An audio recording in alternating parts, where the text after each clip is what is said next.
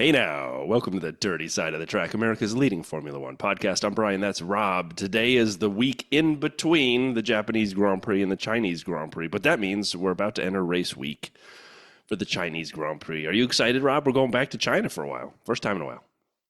I am, and we've got some special stats when we do the Chinese preview later as to kind of things that have happened since F1 last raced in It's been a China. while. But we can't look forward to race week just yet because we've got a banger of a show today with an amazing guest who we were very lucky to convince to come on the Pokey Little Pod. And if anyone follows the F1 Coffee Corner on, well, pretty much every social media channel, but I think Instagram and TikTok are his big ones, he came on and we had a good chat about his F1 origin story, how he started the F1 Coffee Corner, and a lot more. So kind of looking forward to playing that one in a bit.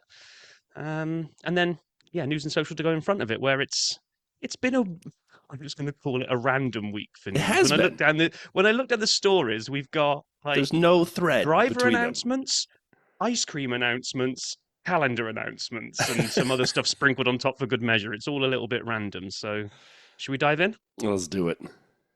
So, old Father Time has extended his deal with Aston Martin until the year 3052, when he'll still be driving. Yes, Alonso, who many thought was going to be the first silly season move to maybe take up either the Red Bull or the Mercedes seat, has put pen to paper, and basically first jigsaw place of silly season beyond Lewis has clicked into place, and it's to stay where he is at Aston. Stay where he is, and the deal was officially announced the first day, and he put out a "I'm staying," and then people found out it was to the end of 26. But then a quote came out that really, to me, explains why he's staying at Aston Martin, especially when their car didn't move as far forward this year as he might have liked. He says, "It's not only 2026, it's a lifetime project for me, the longest contract I ever signed in my career, something that will keep me linked with Aston for many, many years to come." So, as I have said before, Lawrence Stroll has bought himself a plaything for his son. And so now he gets to hang around with, world champion Fernando Alonso, and Fernando will continue to big up Lance. "Oh, I saw him on TV going into turn 9. Nice move, Lance." And that's what we'll have for another couple of years. Well, no, yeah, but this is the longest deal. So are we basically saying that beyond that, he's staying at his link with Aston will stay Correct. because he's going to be the next James Bond? That's good. I was sort of figuring like brand ambassador or something at the least, or Come on, could you see Fernando as Bond? I mean, other than the fact that he's Spanish, but if we forget that for a minute, the sophistication, the wink. I mean, the wink he did at the end of the announcement video of "I'm staying." I mean, it's perfect. That's perfect. Speaking of things that are perfect, when you think Charles Leclerc, I know you think Monaco, you think Ferrari, you might even think piano now. But did you think ice cream? No. No, me either. I didn't see this one coming. Things I didn't see coming, and this one's gone in at like number one. I mean, Lewis to Ferrari was high up on that list, and now Charles surprise. Releases an ice cream. At least it made sense. Lewis drives cars, Ferrari are cars. Charles is like part of the F1 super fit youth group. And do you see him ever eating ice cream? He's going to have to eat some of his own, isn't he? Just apparently. Be spotted around. I wonder, science, super focused on a mission to prove that he's a great driver and go after a seat that's out there. Maybe Red Bull, maybe Mercedes. Charles, too much thinking about piano and ice cream, finds himself down in 7th and 8th. I mean, is there a link? Is there? Oh, geez, no. Now, I got to just say this, but I'm not going to play it. We'll get some queued up for next week. But yesterday, we're recording this on Saturday, Rob showed me the AI music generator. And the first song I made was about Charles Leclerc. And I think it's a banger. I showed it to some friends. They're like, "This is great." And by great, they mean terrible. But so, did I include ice cream in my Charles Leclerc song? No. I talked about him being a great qualifier and not following through on Sundays. Your song's called Mr. Saturday, isn't it? Yeah, what happened? Mr. Ice Cream didn't come up, although there is an ice cream truck around America called Mr. Softy, and he may not want that nickname. Speaking of which, let's talk about the calendar for moving on, 2025. So, also, I wasn't expecting a mid-April calendar drop for next year. I don't know if it's normally this time. I often feel like there are more hints about it because all of a sudden I woke up and I'm like, "Oh, calendar, 25. Okay." So I was shocked that for some reason that it came out. It is not too dissimilar from this year, but two changes I would highlight. Number one, we have Australia back to the top. That's the big one in my mind. That's Come I on. agree. Rob saying yes. We're both excited about that. Australia's often had that opening position, and it works. It just works. And so I'm so happy they're back into the opening spot. And the other part is we see more back-to-back action earlier on than we have this year. And I want to get on a rant here about this year's calendar for a second. But Rob, when you looked at 25, what were your sort of initial thoughts? You pretty summed up most of them, which is, wow, this is early. B, Australia. C, disappointment that Brazil hadn't made it to the end, because Abu Dhabi's still paying to be last. But yeah, I haven't actually really studied them side by side to see what the main movers and the shakers are, because they said that this year the calendar was with a little bit more of a view towards cutting down the travel and more sustainability. And they promised more to come for 25. But I'll be honest, I haven't sat and evaluated the flight paths for each ones to work out if 25 is any better on travel or not. Maybe I have to get Pit Lane Paul's view on that. Well, it's a tiny bit better, maybe. There are certain races grouped together a little better, in my humble opinion, with a little bit of a break. But 24 is my problem. Like, to get to 25, I have no problem with 25. Australia, China to start, week off. Then we have Japan, Bahrain, Saudi Arabia, week off. Then we have Miami.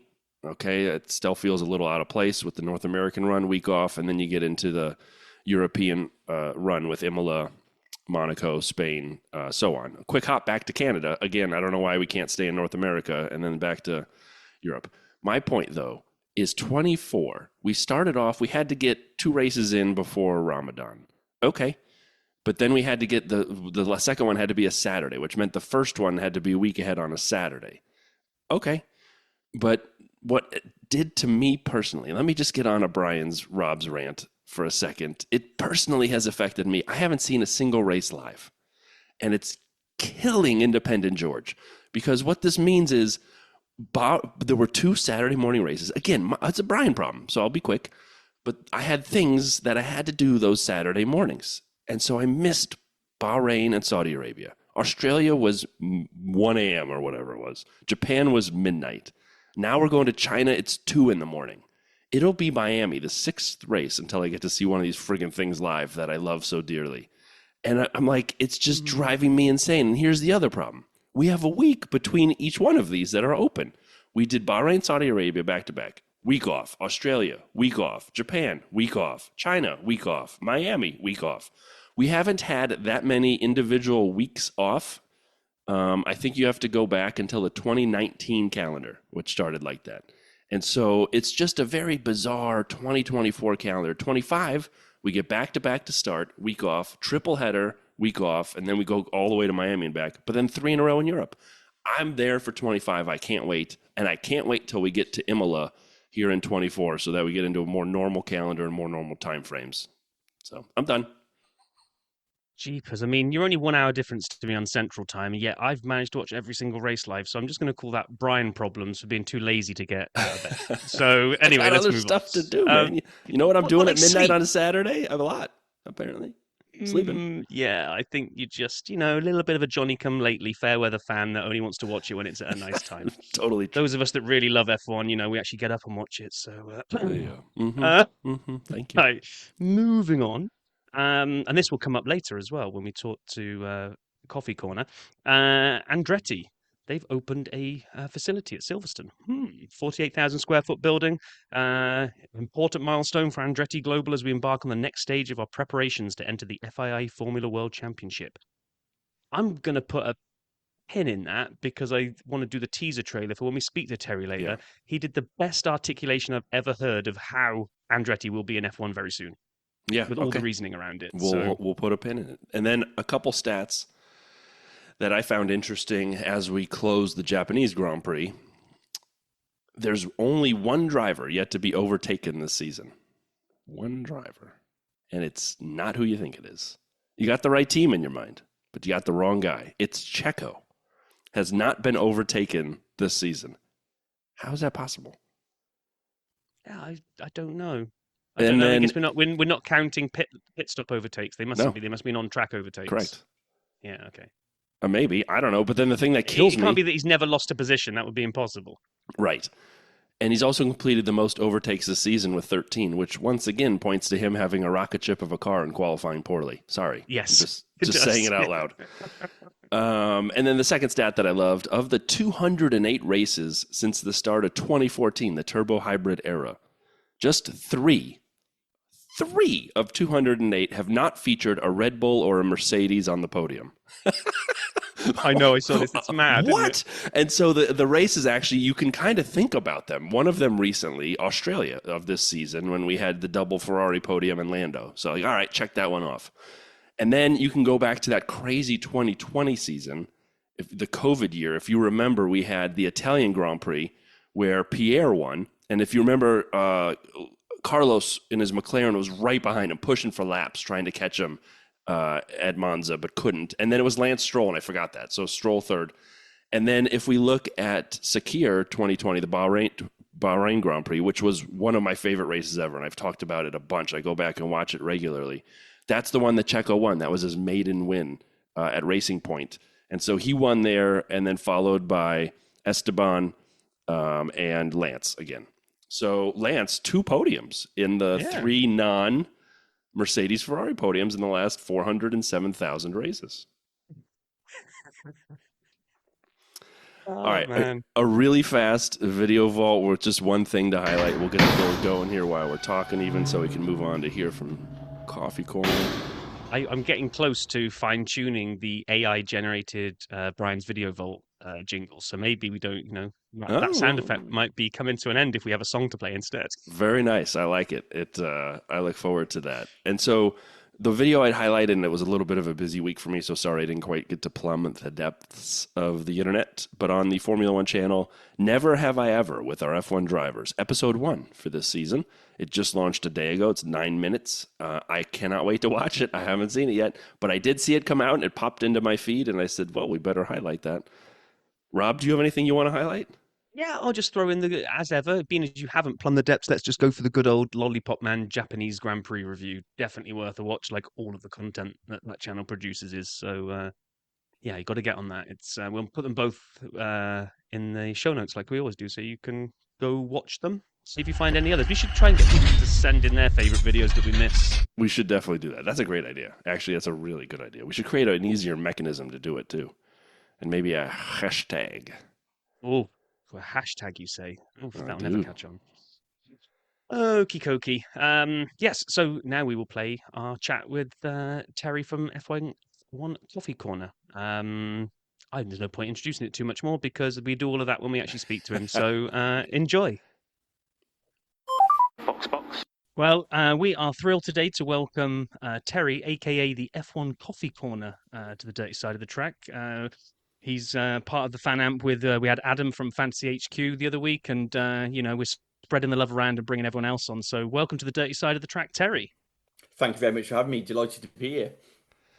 So Terry, as we were saying before, first, thanks for joining us. I think the way you kind of cover F1 in the news is fantastic. I follow you all the time on Instagram at F1 Coffee Corner. But we kind of, as we were mentioning, we like to do the 100 seconds of DRS early, so we have a chance to ask you questions about some of your answers. And there's no wrong answers in the 100 seconds of DRS, well, except for maybe GIF or GIF, but we'll get to that. So, Rob, are you ready to time us with 100 seconds? Yes, I am. It's been a while, but I believe my stopwatch still works. So 60 seconds in a minute, 40 more seconds, that's 100 seconds. Okay. I got it. Terry, are you ready, sir? I think so. All right. So I'm asking the questions, which means it'll be slow. So whenever Rob's ready, count us in. I will. Okay, so 100 seconds of DRS in 3, 2, 1, begin. Favorite F1 track? Silverstone. Ford or Ferrari? Ferrari. Best all-time driver in Formula One? Ayrton Senna. Mario or Luigi? Oh, that's a tough one. Mario. What's your favorite cheese? Parmesan. What's your favorite non-motorsport sport? Ooh. American football. Yeah, very nice. Okay, we'll come to that later. Coffee or tea? Coffee. Sleep in or up early? In my house, it's always up early or up all night, so up early. Up all night is a new one. Is Yeah. it pronounced GIF or GIF? It's GIF. Yes. DRS, good or bad? Bad. Oh boy. Tires, interesting or not? Currently not, but they used to be. Okay, I'll buy that. Rolling starts or standing starts? Standing starts. And Batman or Superman? Batman. F1, fill in the blank. F1 in America is... Booming. Nice. And then, what is your favorite NFL football team, the American football? It's actually the LA Rams. All right, the LA Rams. Yeah. Mustache or mullet? Gotta be a mullet. If you could swap the cars out for another type of transportation in Formula One, what would you want to see them racing in? Little cozy coupe cars. Oh, nice. And stop. That is The it. cozy coupes are great. That would be fantastic. I'm sure a lot of people would be Flintstoning it and kind of see their Yeah. feet coming after off the pedals. And you can still do the branding. It'd be perfect. That would be perfect. Rob, I like to apologize. I just wasn't thinking about it. When I asked favorite NFL team and he gave me LA Rams, I realized when we do a retrospective, that'll be the only time that question's used. That's fine. You know, it's we when we did our 100th episode, we kind of did this kind of celebration of the 100 seconds of DRS, and we tried to like montage everybody who'd ever been on there, and I tried to do some stats. And Brian unfortunately has this habit of freestyling every now and again, and every time he throws a rogue question in, it's like, well, great, there's one question that got asked once. I once had a buddy from college on, and I asked him favorite college roommate, and Rob goes, "What the heck do I do with that question?" Yeah. I said, "I don't know." Where do you go with that? Exactly. Yeah, exactly. So American So- football is your favorite non-motorsport sport, you said. It is, yeah. I mean, I've been following the Kansas City Chiefs because obviously I quite like New Heights and the Kelsey brothers, so that's been quite hard. But American football stems from very similar to Formula One of staying out with my dad watching it growing up. So Oh, wow. that's where the passion sort of comes from. So from an early Ooh, age. okay, so before we flip over to F1 then, just on that NFL, was that the Channel 4 Sunday night highlight show where it was the only thing that we had in the UK? Yeah, yeah, absolutely. Nice. Remember Very it cool. well. Oh, and so that's where you got your love of F1 from?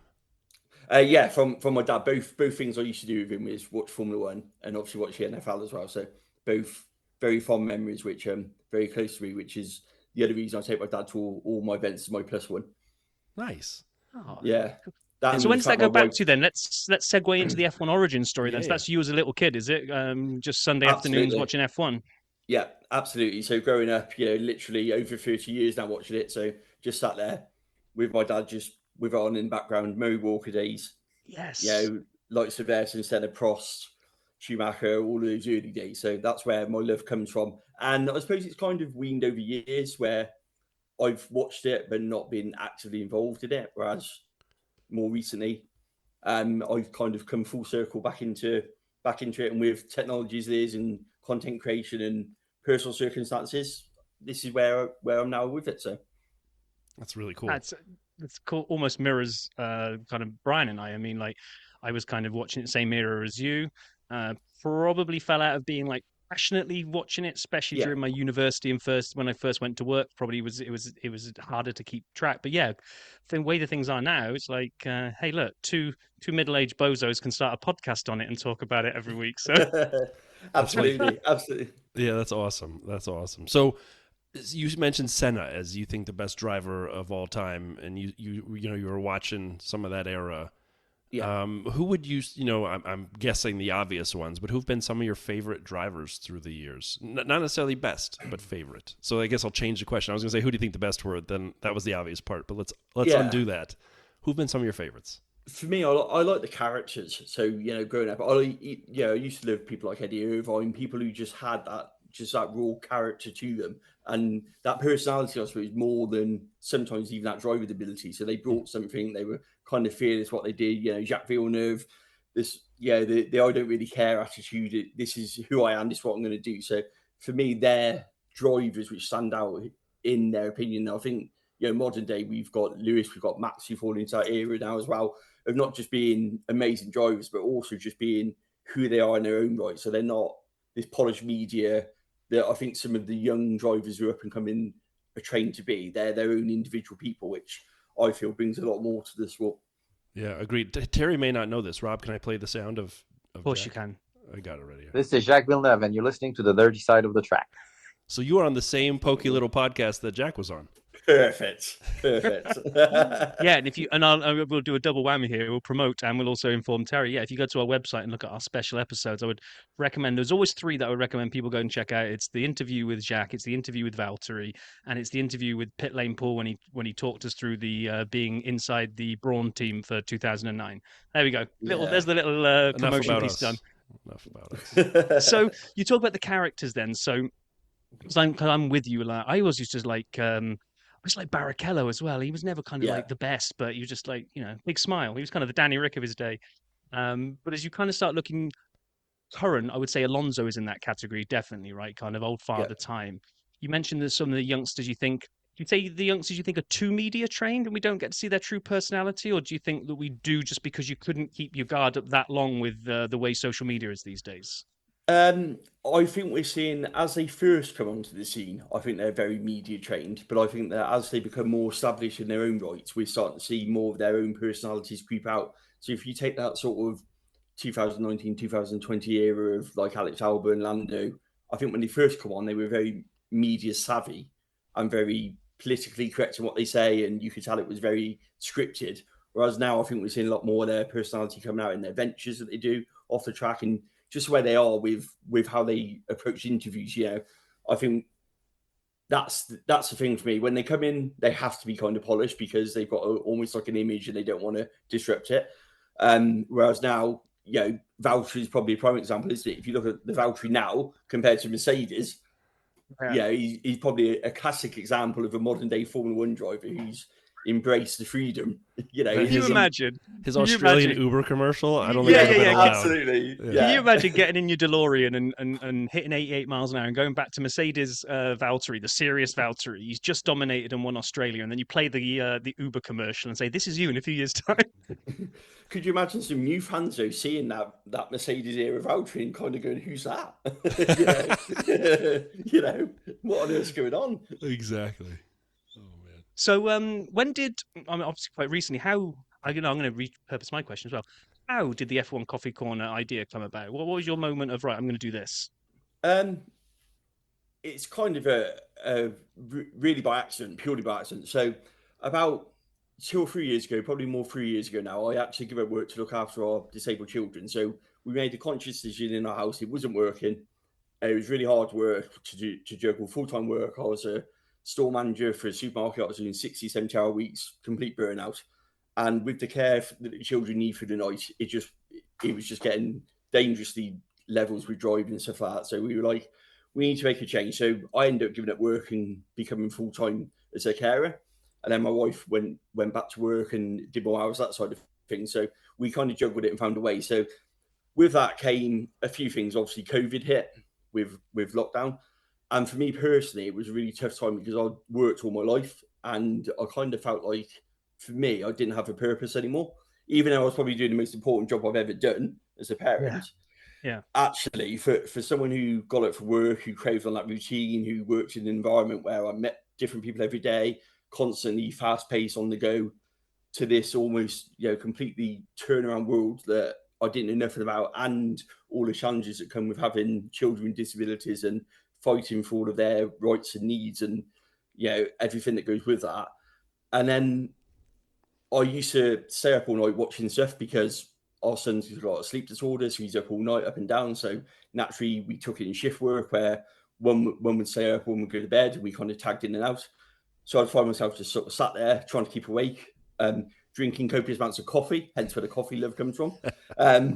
And then, while I was sort of, sat with him and comfortably, I was scrolling through all the usual sort of social medias. And for me, the thing that used to annoy me was about Formula One was you can never get decent Formula One news in one place. So it was mixed with like gossip and rumor and not factual and people's opinion pieces and not actual what was going on in the world. So that was a big frustration. And I sat talking to my wife about it, just going, it's really winding me up. And my stepdaughter's at university, so she was in the world of TikTok. She's like, "Have you seen this TikTok?" I was like, "No."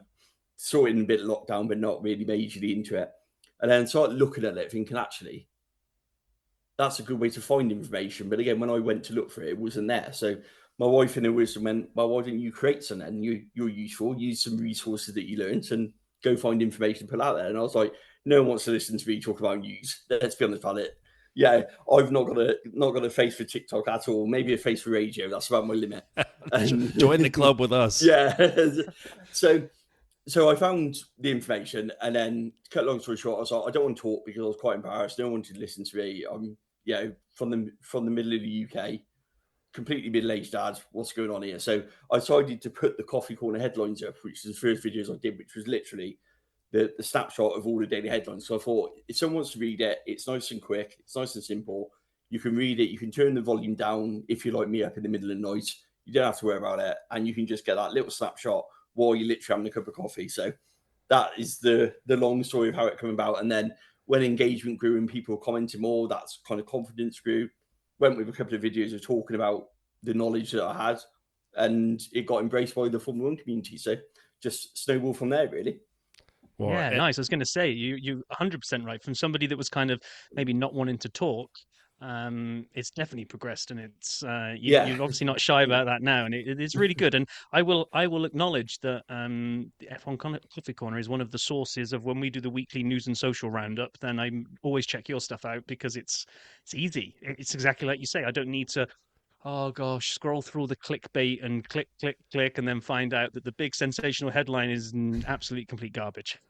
Yeah, I've tried to make sure that it's factual. I mean, you need a bit of fun engagement with things. You need that debate. But for me, I've tried to keep it as factual as I can so that people know it's a reliable source to come to, and that they know that what they're getting is up to date, it's factual, and they don't have to worry about going to double check it somewhere else like I keep having to do with some of these stories. Yeah, and I would tell people listening, for me, I follow you on Instagram, and tell us if their handle's any different on TikTok, but it's at F1 Coffee Corner. If you're not following Terry on Instagram, you're doing it wrong, right? So like I get excited when, for me, as you kind of mentioned, the headlines and they come up in the team colors and you kind of have the news on a page.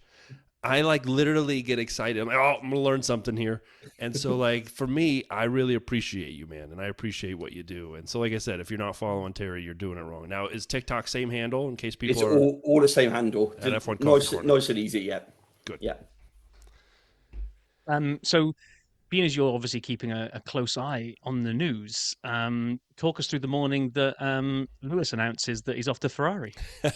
What happened there? I've got a bit of a story here, actually. Go on. I knew before it was announced, but was allowed to say anything. Really? Yeah. On, carry on. You can't drop that bomb. And I had an inside scoop from someone at Mercedes to say that Toto was calling an urgent meeting, and I started off the morning very much the same as everyone else. His normal Lewis to Ferrari rumours. Here we go again. We've heard all this before. It's someone just filling in the blanks for a silly season. Ironically, I'd already sort of speculated that his contract was a 1 year plus a 1 year. I kind of had that information and put out when the contract was signed. Didn't think for 1 minute he would be invoking it. Obviously, I just thought it was a standard.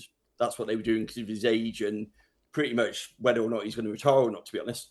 And when I was on the day, like I say, the news broke, everyone was kind of just, it's a bit of a rumour. And then I got a message about 9 o'clock in the morning saying that Toto had called an urgent meeting at Brackley and that he'd even call people in on their day off. And when that happens, something's going down at Mercedes, really, because they don't do that for no other announcement, to be honest. And with no other rumours of what was going on, it was pretty much a certainty what it was. So then it kind of changed to, hold on a sec, this is a real story here. So, looking at it and seeing on it and kind of going, do you break cover on the news early and say it's definitely happening? Or do you sit on it for a bit longer? So yeah, it was quite an interesting day, definitely. Wow. That is amazing. That is amazing. And I'm going to use it to kind of segue us into kind of maybe two things, kind of thoughts on what you've seen so far this season and maybe kind of also early thoughts about silly season and probably specifically on, given his start, where do we think Carlo's going to rock up? So what have you made of the first few races and where do you see Carlo going? I think it's pretty much as we expected with Red Bull being the dominant team. I think Ferrari have looked a lot stronger this season, and some of their weaknesses they seem to have got under control. Their tyre deg, which I think has opened up a bit more strategy for them, made them a bit more competitive. But I still think there's too much of a gap to Red Bull to mount a serious challenge. And I think until the regulation change, that's going to be the case. In terms of Carlos, I think where he's going to go is for me, it's really interesting. I think there's a lot of places he could go. I don't think Percy's going to go back to Red Bull. I don't think that Max wants him as a teammate. I think that Red Bull might like the idea of Carlos there, but I don't think Max is hugely hung up on having him there from their Toro Rosso days, and you kind of get that impression. So I think that's off there. So I could see him either somewhere like Aston Martin if Fernando decides to either go to Mercedes or hang up his gloves. I could see him going to Mercedes to do a job, or else they try and bring through Kimi in a way that doesn't expose him too much too quickly, which I think Toto's very conscious of doing. The Sauber project seems like the most likely to a lot of people, but it's a massive step back for the one season, isn't it? But then it's only short-term pain, long-term gain, isn't it? So I think he'd be willing to do that on the basis of something better's coming in 2026. So yeah, I mean, that would be like his stock is really rising high at the moment, right? Yeah. And he's showing that he's a great driver. So do you believe that the Audi project is going to deliver an amazing power unit that you're going to come in and start winning races? Or do you move now to somewhere? Because I think he'll always have the Audi option open to him depending on how things pan out. So I think for me, he has to go to, if the Mercedes seat is open or the Aston Martin one becomes open, I think that he has to go to a car that at least, I won't say threatens race wins, because I agree with you about Red Bull, but at least allows him to be continuing to fight best of the rest and maybe, from his personal view, beating Ferrari. Yeah, and getting some podium as well. I think that, you kind of hope that Aston Martin and Mercedes are two teams who potentially towards the back end of this year, certainly next year, would be in that podium fight, if not a race win fight. Yeah. So it would keep him relevant from that point of view. 100%. I mean, there's only 5 teams that really have a shot at a podium at this point, and McLaren's fully booked. Yeah. And so otherwise, I think you nailed the other couple there. I would be curious. I would love to see him pair with Valtteri, just personally, at Sauber, and then roll it into Audi. And I know there's the whole deal with his father and what he's driven and blah, blah, blah. And I'm just counting the stars, because I think, could you imagine a 26 lineup of Valtteri and Carlos at Audi? That would be so cool. But I'm not getting ahead of myself. Complimentary mullet. Yeah. His and her sort of matching ones. So then also this season, Terry, as we look at kind of where we are today and what you've seen so far, I guess I have a couple questions for you. How do you kind of see the layout of the grid of the teams, the top, the 10 teams? I agree with you, Red Bull. We can almost take them off, Red Bull and Max in particular, but even maybe Checo already this year. They're up there. But then do you see the kind of the teams I mentioned, are those the 4 you think? Is Ferrari by far the best of the rest? And where do you see that group shaken out? Yeah, I mean, I think you've got Red Bull, you've got Ferrari as a clear gap, and then I think you've got, almost depending on the track, is where the next group, which is your McLaren, your Mercedes, your Aston Martin. So I think that at the moment you've got some tracks which will favour obviously McLaren and their layout, but I think that will soon switch as we get towards the European ones. I think McLaren have got some inherent difficulties they had last year, which they haven't really got on top of. They seem to have evolved the current car, but kept the weaknesses. So, Japan, we expected them to be strong. They were strong there last year.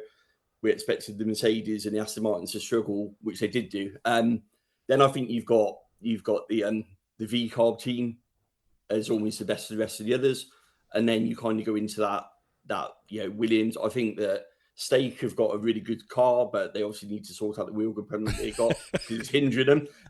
But I actually think on the general, what I've seen from that car is actually quite a competitive car, which is really disappointing given their current performance. Yeah. If they didn't have those problems, I think that V-Car would be in trouble, because I think they would have banked a lot more points. They would have had a lot better opportunities for the drivers they got. Williams, I think, have compromised that straight line speed for aerodynamics, and I don't think it's paying off for them. I don't think they've got enough now to capitalise on the tracks they've got. And when they get to tracks where they're good, the other teams are still that little bit better for them.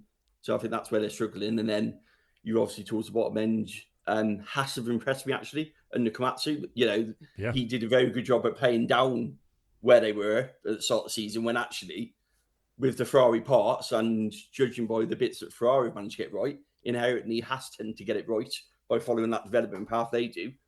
And then obviously at the back, you've got Alpine who are really struggling. So I do think you've got that clear divide with the top sort of 5 teams, and then that middle can go either way depending on the teams. But I also think Alpine are too far adrift at the moment to be competitive to get the points. Yeah, I saw the rumours circulating today that Renault are getting ready to sell the team yet again and go back to just being an engine manufacturer, which would kind of jive with what we've seen almost like, it looks like no investment in that. And there's like memes of like a tractor painted in the Alpine colours and all this kind of stuff. Yeah. Because Esteban. I mean, and Andretti is, building facilities in the UK, and I don't know whether Andretti can swoop in and buy Alpine, but Alpine just don't look like they're, pardon the pun, but they don't look like they're at the races. I said last year that Alpine were going to go to Andretti, because I think Andretti could pull off a masterstroke of a deal with Alpine, because he could buy the Enstone factory, he could buy a lot less because he's not buying the engine part of it. Alpine would supply the engine for a couple of years. They'd slap the GM Motors logo on it, do a collaboration, let GM take over eventually when they want to pull out, which is around the same time, ironically, as what we're hearing, 2028, around that time. So by then, GM would be up to speed. They could take over. They've got their own facilities, obviously Silverstone open today for Andretti, and they could buy at a fraction of the price of what they'd pay for the new buy-in under the Concord agreement. Because if we're hearing the 600 million, 800 million Concord buy-in, if you think about it, last year Alpine valued, I think, did I see about £1 billion Alpine as a the investments figure that went into it. Yep. Yeah, but you don't need to buy the investments, because you keep the investments. You only buy an Alpine share, which has now been diluted with that investments. So you've then got an American-based investment company who can keep their stake. Alpine can sell their controlling stake to Andretti. Andretti pays substantially less. Those people will keep their stake because it's bound to go up with Andretti on board. Lo and behold, you then brought a team for a lot less than what the Concord Agreement buy-in is going to be, and you've got factories up and running. Or, hear me out, Terry. The 3 of us, Rob, Terry, and Brian, put in $50 American each, and then we find an investor to cover the rest between those investors and us. Yep. I think we're onto something here. Definitely. I mean, we've got our Dirty Side livery all ready to go, so we're basically there. Well, we got a combined coffee corner. We got to make it a collab situation for the team. That's right. We got the rear wing for that. That'd be perfect. Rear wing for a bit of coffee corner logo on there. Although you did say you don't like DRS, and that's what happens at the rear wing. So, can I ask you a question about that without going totally backwards to the DRS? But where we are today and a lot of races, Rob is the token old man of our podcast. And when there are too many DRS overtakes, he gets very angry. And we record notes during the race, and I can see him, the little bubble chat going as he's typing, and I know what he's about to type. Too much DRS, too powerful. And, we've watched tracks, and I can't remember which of the first 2 races it was, but most of the overtakes, almost all, 25 out of 33 or so, I think it was Jeddah, were DRS overtakes. And it just kind of, you get the same thing going into the first corner. Everybody passes someone easily and so forth. Where are you at with DRS and the state of it in today's F1? And kind of, you said you didn't like it, so I'd like to understand why. Yeah. For me, I think that the DRS zones just don't make sense to me. I think they're located in the wrong place. The activations are wrong on the number of tracks, and they don't add the value of racing and such. So, you've got tracks where, if you've got situations where we had last year with drivers backing off to activate DRS and, literally doing that so that they're getting DRS. And, for me, there's some simple things like there should be some changes to the zones. They should look at things like you can use DRS, but use it at any point on the lap. So almost like push to pass that we're hearing could be coming, which would be great. Or, cut it out for things like when they're going past back markers, for example. They should not. You shouldn't have it activated when you go and pass the back marker. Agreed. If you're coming to lap someone, you don't need DRS on the straight to go past them. And if you're battling someone behind you shouldn't get the benefit in that fight by passing a back marker. Exactly. Yeah. Of I'm going to get that extra kilometers an hour because I'm going past the back marker, which takes for me. They're little things which annoy me about DRS. Yeah, and if they did introduce the push to pass, then I hope they don't just give it to the driver behind. I want to see push to defend as well, which is the certain amount of pushes. Anybody could use it at any point. Yes. I think that would be the perfect, because if DRS stays the way it is right now, to Brian's point, I do have a little Rob's rant about DRS where some tracks nail it, and if DRS puts you into the braking zone of the car in front, but requires you to actually have to go for it and make an overtake, I've got no problem with that. It's when the DRS pass is done like 500 yards before the corner, and it's just like Roadrunner, just going straight past. It's like that just frustrates me because that's not an overtake. It's a gimme, and there was no skill required to do that. That's in a nutshell my rant that I pretty much have every week. But now you know why we're America's leading Formula One podcast, according to my mother. So, okay. And then, as you look at the end of the year, question that I'd have just the rest of the season, fast forward. I'm making an assumption. You have Red Bull and Max, winning this thing. How do you see, is there a surprise team? Do you see somebody bringing the upgrades and getting it right? And I know we may never see for a long time that McLaren approach from last year, which were, we can debate forever that they knew they were bringing a bad car and they knew they had upgrades, which really weren't upgrades. It was finishing development to some extent. But do you see anybody really nailing upgrades and moving above their station as it is today? I think the only team currently who are capable of that would be Mercedes, which I think that, for all of the hype that went into the W15 and the return of James Allison, it's been a massive letdown for the start of the season.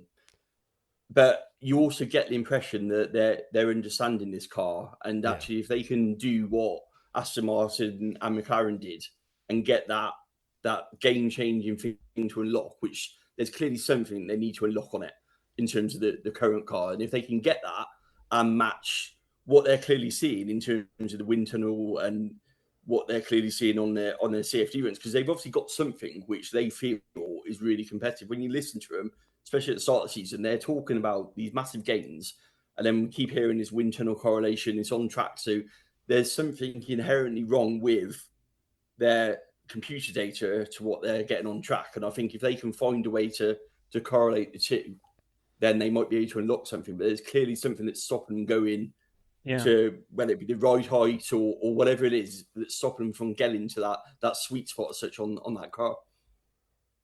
Yeah, and they seem to be, I don't know whether this is just me reading too much into it. There seems to be a lot of foreshadowing almost coming from a lot of the noise that's coming out of Mercedes in terms of as you start looking towards the next set of regulations, we keep hearing, FIA have concentrated too much on ground effect and running low to the floor. We got no problem with low ride height, but it's been done at the expense of absolutely everything else. And we need to be looking at the, other elements around here. And I'm like, part of me then is like the cynic in me is going, or the pessimist in me rather, is like, they really screwed the pooch on this, and they're now just kind of trying to see if they can influence 2026 so they can get back in the game, knowing that this year and next year is kind of done.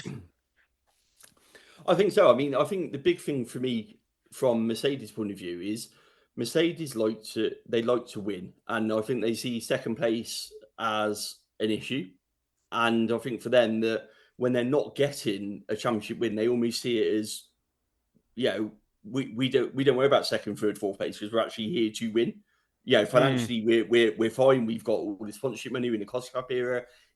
The prize money, yes, makes a difference, but to a team like Mercedes is not as important as a team at the bottom end of the grid because they're bumped up by all these big commercial deals. So I think for them, they're definitely focused on now, can we catch them in this current regulations? Probably not. We know that 2025, all of the development is going to be on 2026 cars. So is this just a case of, like you say, waiting and making? We don't know what their engine's looking like. I mean, we're starting hearing the rumours, obviously, of the engine development, but we know that, Mercedes hit the ground running in the hybrid era. So you kind of think that's where they're banking their chips, because what they lacked an aero, they made up in the engine, didn't they? They never had a disastrous aero, but it's fair to say the likes of Red Bull had a better aero package in that era, but had a worse engine with obviously the Renault and the start of the Honda period. So, yeah, what Mercedes lacked, that performance gain in the engine gave them that bit of a gap, which they're clearly suffering from in the engine freeze that we've got. They've probably been the biggest people to lose out from an engine freeze is Mercedes, without a shadow of a doubt. So you say they like to win. Speaking of winning, we have a quiz. What a segue. What a segue, Brian. What a segue. Segue sap over here. So, Terry, it is a new quiz for us. We've done it twice. It is Who Wants to Be a Dirty Cider? And you have an option of choosing to be a full co-host for any episode of your choice if you win this season. As I said, we've done it a couple times. One of the people who ran it actually created a song for us, and I'm going to play it before Rob explains how this will all go down.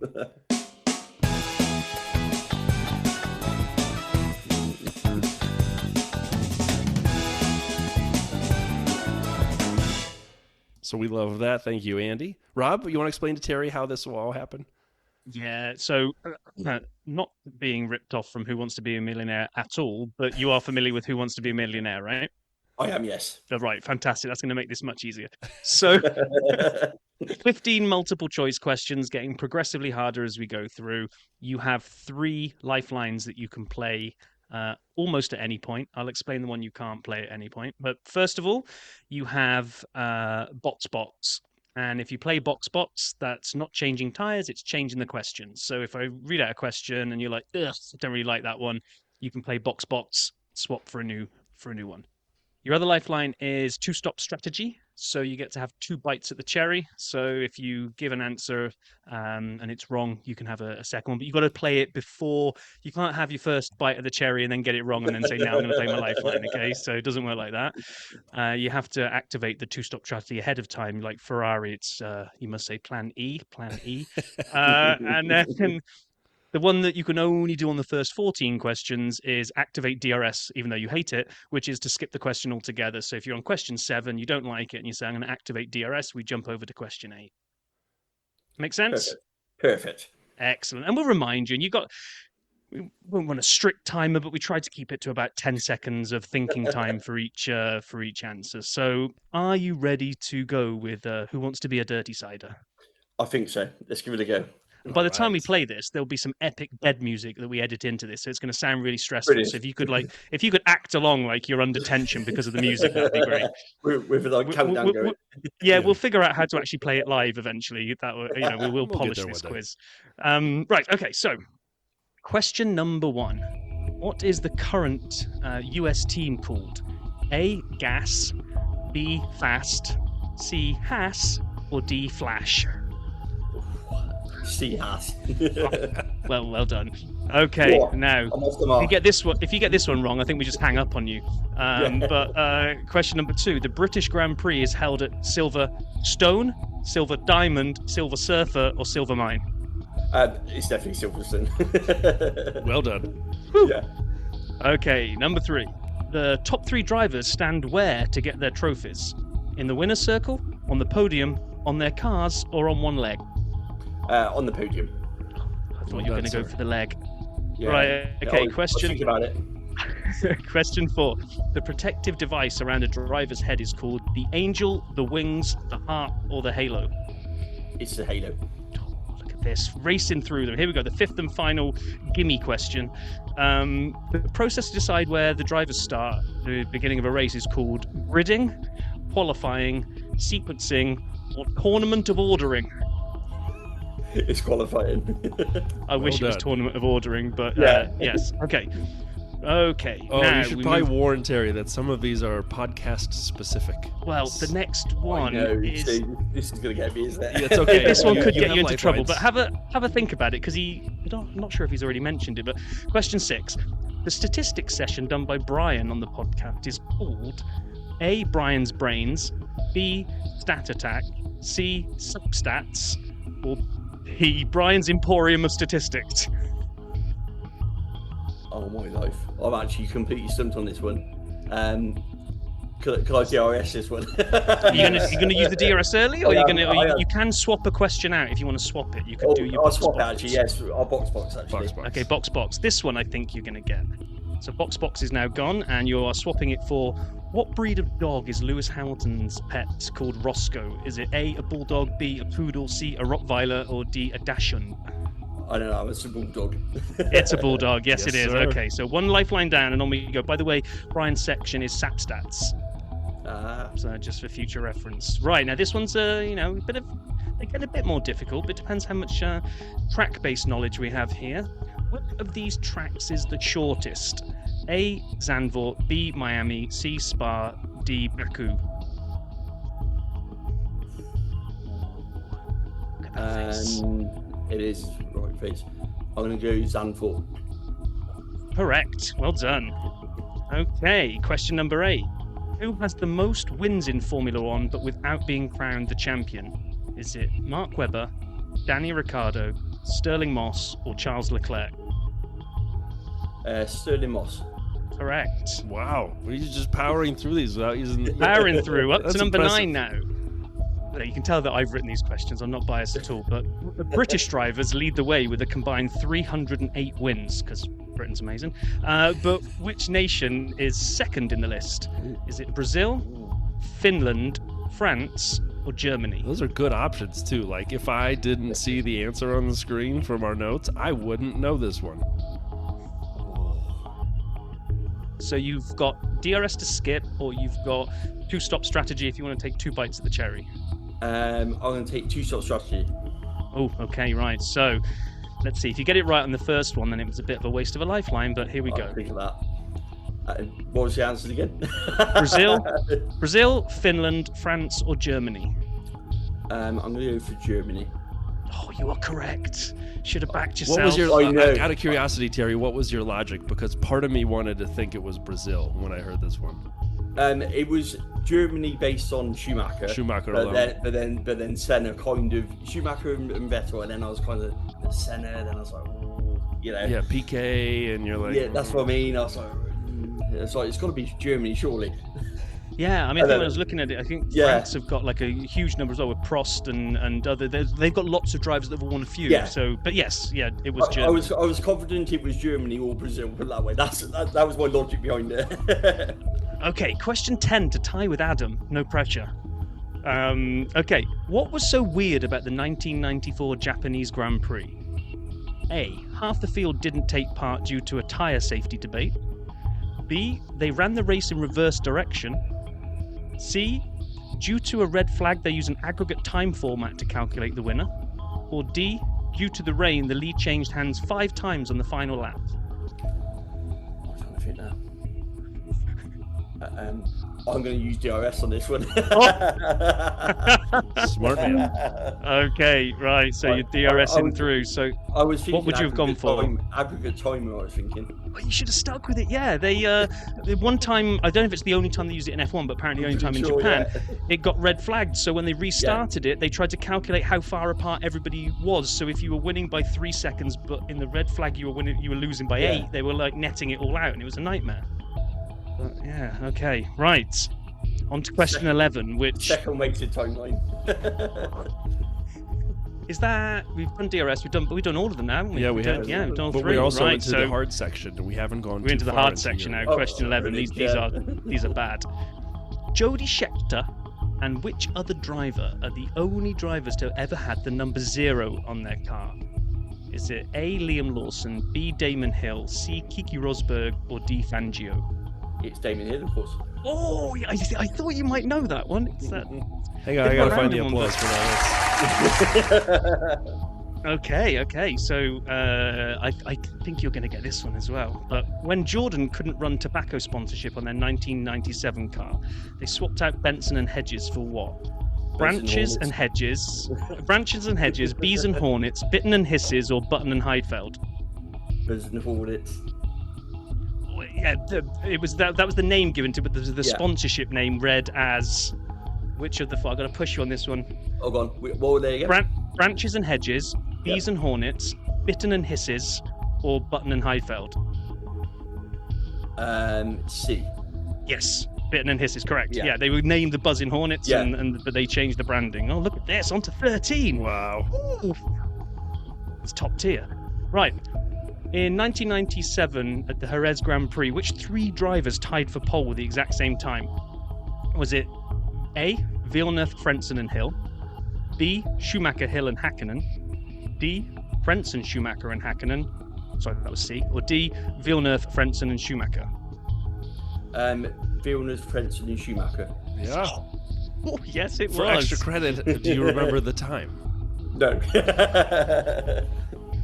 I want to say it's a right. 121.702, but I don't think that's right. So pretend I didn't say that. Only 3 drivers have ever completed a season with 90% or higher podium finishes. Max and Jim Clark are second and third, but who leads this list? Is it A, Lewis Hamilton, B, Sebastian Vettel, C, Nigel Mansell, D, Michael Schumacher? Is it Sebastian Vettel? Oh, it's Oh. not. Oh, well, have you got the wow. Oh, you You're were going to tell me such a Schumacher now, aren't you? Yes, yes, Schumacher's top of that list. Yeah. Oh, what a run though! After Terry, you using made the, it through 13 correctly. Oh, 13, only 2 left to go. Look 13. at that.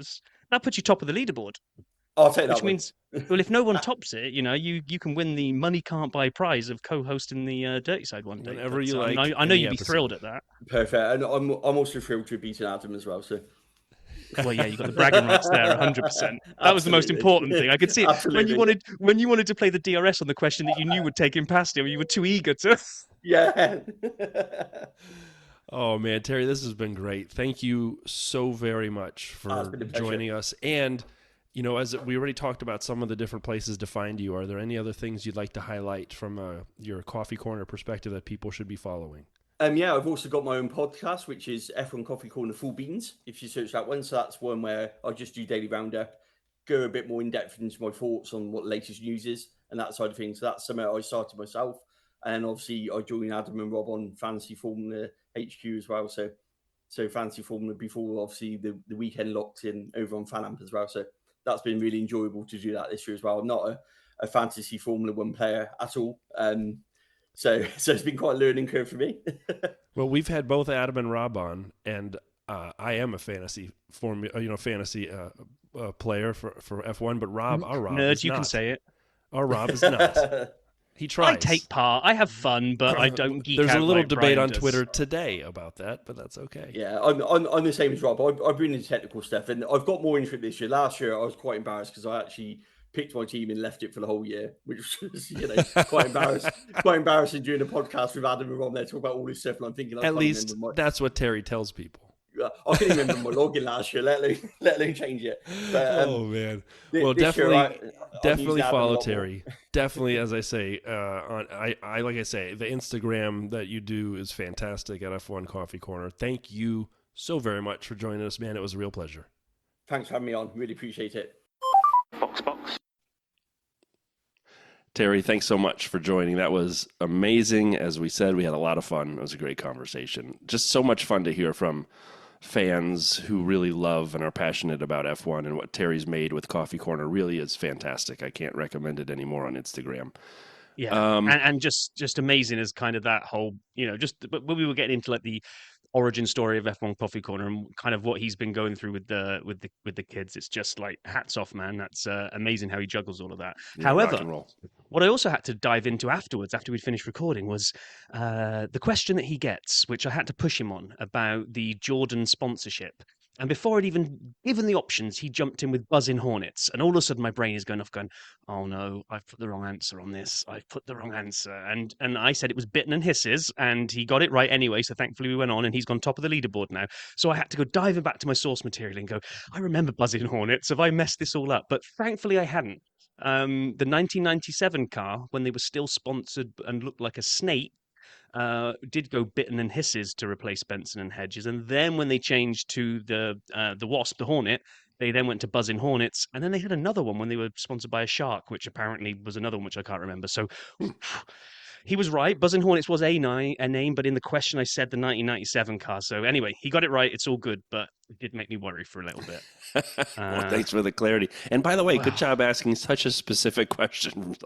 Such as in the second race of the 1984 season, which driver? You wait till we get. If anybody gets up to question 15, it's going to be like that. It's going to Yeah. be. What was the tire tread depth left on the in the era of the of How the many striped ounces of tires? fuel must you have left when you come around the corner in Baku before Sebastian Vettel was eliminated? Right. Okay. So, like you said, we're going to be going into race week, and we're going to be looking forward to China, which is a first for us, I think, of a race that we're going to preview that we've never reviewed on the show that isn't sort of brand new. So we did it with Vegas. You know, we had to look forward to Vegas before it came out, but this is kind of the first kind of established race that was last run before the Dirty Side even existed. So it's the Shanghai International Circuit, 16 corners of a 3.388 mile track. It opened in 2004, which is actually when the lap record still stands from. So 2004, a 1 minute 32, 238 set by one Michael Schumacher. Wow. Rubens won that race, but Schumacher set that, and it's stayed ever since. It ran all the way up until 2019, and then we lost it due to COVID. And the little fun fact is that the 2019 running was the 1,000th round of the FIA World Championship, so the 1,000th official Formula One race. Was the 2019 Chinese Grand Prix? Yeah. There you go. Whew, look at that. I had to go back and kind of try to watch some highlights to remember this, because it's not like just like going into your memory banks and going, oh, how did last year's race pan out? 5 years ago. Yeah, so And, Valtteri had pole, won friend of by the show Lewis. on pole. Yeah, friend of the show, won by Lewis, Valtteri second, and Seb third, which is interesting. And Rob, you found the most winners and constructors. Kind of highlight some of those.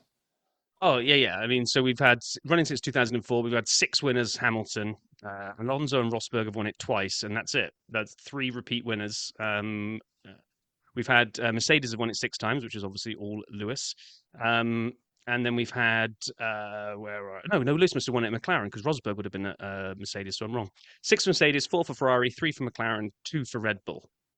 Then we started going down into the, how did the world look back then? What's happened since 2019? So I'll just read out the first couple, then you can bring up the ones that you found, Brian. So back then, the grid still included Seb, Kimi, Roman Grosjean, Giovinazzi, Kubica, and Kvyat. They were all still driving in F1. Carl Lando was a thing over at McLaren, and Lando was in his rookie year along with Albon and George Russell. So those guys had just turned up on the grid as fresh-faced rookies. You know what? I loved that rookie season. And at the end of 2019, when they did their Who Deserves the Rookie of the Year little PowerPoint presentations and discussions, I loved that too. Hamilton was only a 5-time champion then. Pierre was driving for Red Bull. Charles, the Ice Cream Man Leclerc, and Carlos Sainz were yet to win a race. And here's the most mental of all of them. Max E. Verstappen, and that's actually his middle initial. I usually put an F in there, but I decided to be accurate. He had a grand total of 5 race wins. 5. I feel like he's going to have 5 by the time this race is over. No, he missed 1. So he'll have 4 this season alone by the time this is done, assuming he wins, which we'll get to in a second. So that's just wild to me that we look at that. Obviously, we didn't exist. We hadn't had a drunken Thanksgiving evening where I called Rob and I'm like, hey, we want to do a podcast? And you go, what now? So there you go. Yeah, I can't believe Max only had 5 wins the last time we did the Chinese Grand Prix. No, and then rolling into that, so F1 wins since China 2019. Russell, Ricciardo, Ocon, and Gasly and Vettel have all won once since we last went to China. So kind of even Vettel and Ocon have won, and Gasly. Sainz has won 3 times since then. Leclerc has won 5. Perez has won 6. Bottas, everyone kind of thinks that he's like long. It's only have to go to since last China. He's had 6 wins since then. Hamilton 28, which is a big old number, until you then come to the next part of the pie chart, which is basically the majority of the pie chart. Verstappen, 52 wins since China 2019. Wow.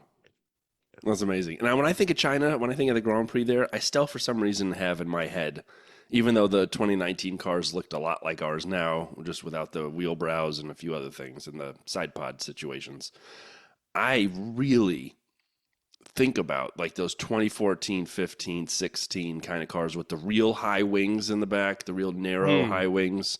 I think of those cars. I think of like a young Danny Rick making his appearance on the grid. That's who, like that, for some reason, that's what kind of comes to me. I think a Nico, like those are the drivers I think of when I think of China. And I recognize they were there before that. I don't think of Schumacher. I don't know why. I don't. But for some reason, stuck in my mind is like that 2014 to 2016 era. So I'm excited to watch this. It'll feel 5 years coming on now. It'll feel like a big difference to go back to this track, which I have enjoyed on video games, but I can't remember an actual full race there. Just I've watched recaps of races. So I'm really excited for this, even though it's 2 in the friggin' morning. Yeah, it's 3 in the morning for me. It's a real morning ruiner because the chances of me, it's gonna be a right old to get up, watch the race, and try to get like an hour and a half sleep before getting up to go for football practice is going to be tough. I might just have to just go to bed a little bit earlier, get up at 3, and then that's it. I'm up. But I wanted to kind of just mention something that Pit Lane Paul touched on at the end of his Japanese review when he was looking forward to going to China. It was like interesting to see how this all shakes out, especially in practice and quality and stuff, because a lot of these drivers, well, they won't have recent muscle memory of going around this track, and some of them have never driven there. So it's kind of a little bit of some of the rookies that sometimes maybe you think have to learn tracks for the first time in an F1 car in their rookie season compared to kind of the elder statesmen. It's going to be a little bit of a level playing field, maybe. It's going to be interesting to see how kind of the lap time shake out. Yeah, and the last thing that I have about the Chinese Grand Prix coming up, and I agree it will be interesting to see how it shakes out, is it is our first sprint. So we'd be remiss if we didn't highlight that it is a sprint race. Yeah.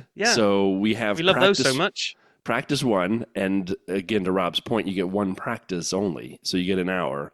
And then sprint quali happens next from that. The next day, in China at least, the sprint occurs, and then race quali after that, and then the race. So that's the framework and format. And if you're on Midwestern time here in the States, it's a 10:30 p.m. first practice, which I will catch, followed by a 2:30 in the morning sprint quali, which I will not catch live.